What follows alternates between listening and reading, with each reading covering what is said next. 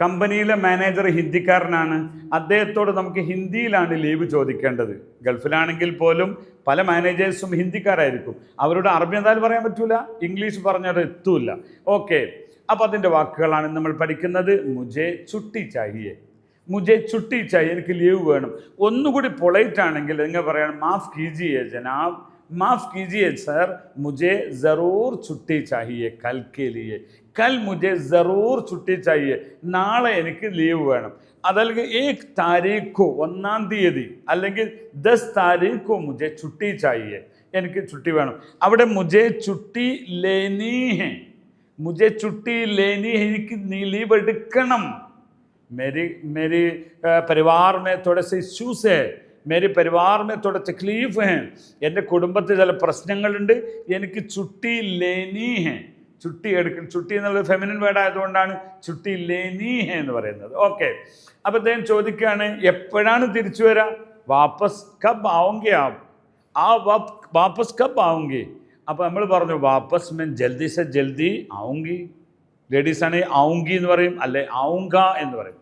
അപ്പം ഞാൻ നേരത്തെ എന്താക്കും വരും എന്ന് പറയാം. അവിടെ 2 दिन के लिए, എത്ര ദിവസത്തിനാണ് ചുട്ടി വേണ്ടത്. ആപ്കോ കിतना दिन के लिए छुट्टी चाहिए, 2 दिन के लिए. അല്ലെങ്കിൽ പറയാം 1 हफ्ते के लिए छुट्टी चाहिए, मुझे 1 हफ्ते के लिए छुट्टी चाहिए. ഓക്കെ, അപ്പം അതിൻ്റെ ഒരു കൃത്യത എങ്ങനെ നമ്മൾ പറയേണ്ടത്.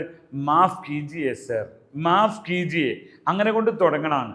അപ്പോൾ നമ്മൾ എക്സ്ക്യൂസ് മീ എന്ന് പറയുന്ന സ്ഥാനത്താണ് മാഫ് കീജിയെ സർ, മുझे കൽ ചുട്ടി ലേനി ഹെ, എനിക്ക് ലീവ് എടുക്കണം. അല്ലെങ്കിൽ മുझे കൽ ചുട്ടി ചാഹിയെ, മുझे ചുട്ടി ചാഹിയെ. അപ്പോൾ ഈ ചുട്ടി എന്ന് പറയുന്നത് ലീവ് എന്ന് പറയുന്നതിനാണ് സാധാരണ പറയാറുള്ളത്.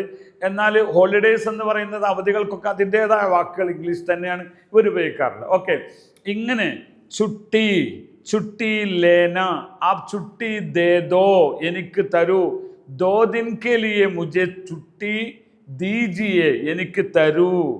എടുക്കുക എന്ന് ലേന, ദേന ലേനുണ്ട്, വാങ്ങാൻ കൊടുക്കുക എന്നാണ് പറയുന്നത്. ഓക്കെ, ഇങ്ങനെ കുറേ വാക്കുകൾ ഹിന്ദി ഭാഷ സംസാരിക്കുന്നവർക്ക് അനിവാര്യമാണ്. അത് നിങ്ങൾക്ക് പഠിക്കുവാനും ഹിന്ദിക്കാരോട് ഹിന്ദിക്കാരെ പോലെ സംസാരിക്കുവാനും നിങ്ങൾ ഹിന്ദി യൂനി എന്ന് പറയുന്ന അക്കാഡമിയെ ഫോളോ ചെയ്യുക. आपका धन्यवाद, बहुत शुक्रिया.